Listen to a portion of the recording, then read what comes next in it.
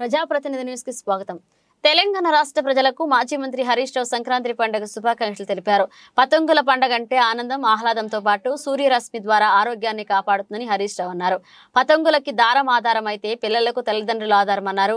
సిద్దిపేట జిల్లా కేంద్రంలోని కోమటి చెరువు నెక్లెస్ పై కైట్ ఫెస్టివల్ ను మాజీ మంత్రి ఎమ్మెల్యే హరీష్ రావు ప్రారంభించారు. సిద్దిపేటలో 3 రోజుల పాటు కన్నుల పండుగ పతంగుల పండుగ జరుగుతుందన్నారు హరీష్ రావు. ఇక సరదాగా కొంతసేపు మాజీ మంత్రి హరీష్ రావు కైట్ ఎగరేశారు.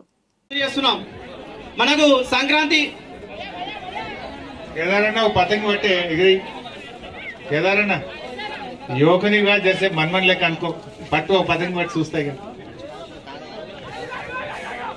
సంక్రాంతి అనగానే మనకు గుర్తుకొచ్చేది పతంగులు, పిండి వంటలు, అదే విధంగా ముగ్గులు.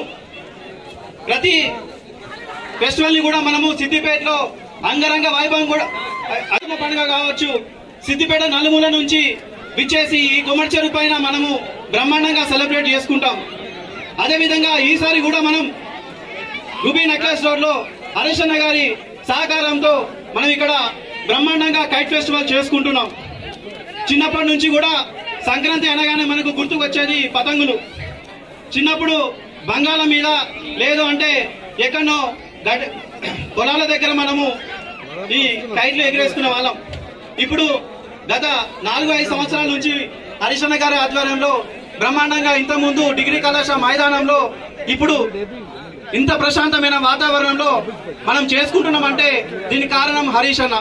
ఈరోజు ఈ కొమటి చెరువును కావచ్చు, సిద్దిపేటలో విద్యా సంస్థలు కావచ్చు, అదేవిధంగా మనకు ఏర్పాటు చేసినటువంటి వివిధ క్రీడలకు సంబంధించినటువంటి స్టేడియంలు కావచ్చు, అన్ని కూడా హరీష్ అన్న గారి ఆధ్వర్యంలో ఇక్కడ యువకులకు విద్యార్థులు అందరికీ మళ్ళా ఎల్లన్న గారు, కోఆప్షన్ సభ్యులు, ప్రత్యేకంగా మా మేర సత్తన్న గారు,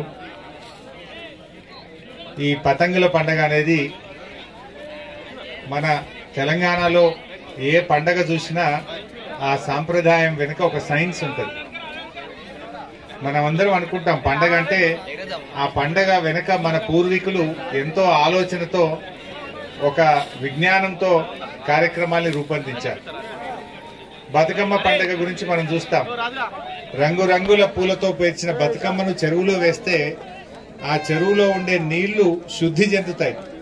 బతుకమ్మల వాడే గునుగు పువ్వు గాని, తంగేడు పువ్వు గాని ఆ చెరువులో ఉండేటువంటి క్రిములను చంపేసి అవి తాగునీరుగా ఆ నీరును చక్కగా ఉంచడానికి ఆ బతుకమ్మ అనేటువంటిది ఆ నీటి శుద్ధికి ఉపయోగపడుతుంది. మరి పతంగుల పండుగ ఏంది? వాస్తవానికి చలికాలంలో వచ్చేది సంక్రాంతి పండుగ. చలికాలంలో సంక్రాంతి పండుగ అంటే మనకు గుర్తొచ్చేది ఏంది? నువ్వుల ముద్దలు, బెల్లంతో చేసినటువంటి ముద్దలు. ఎందుకు నువ్వులు బెల్లం ఎక్కువ వాడతారు? సంక్రాంతి చలిగా ఉంటది కనుక వేడి వస్తువులు తినాలి, శరీరానికి వేడి కలిగించేటువంటి విధంగా ఆ నువ్వుల ముద్దలు, నువ్వులతో చేసిన చకినాలు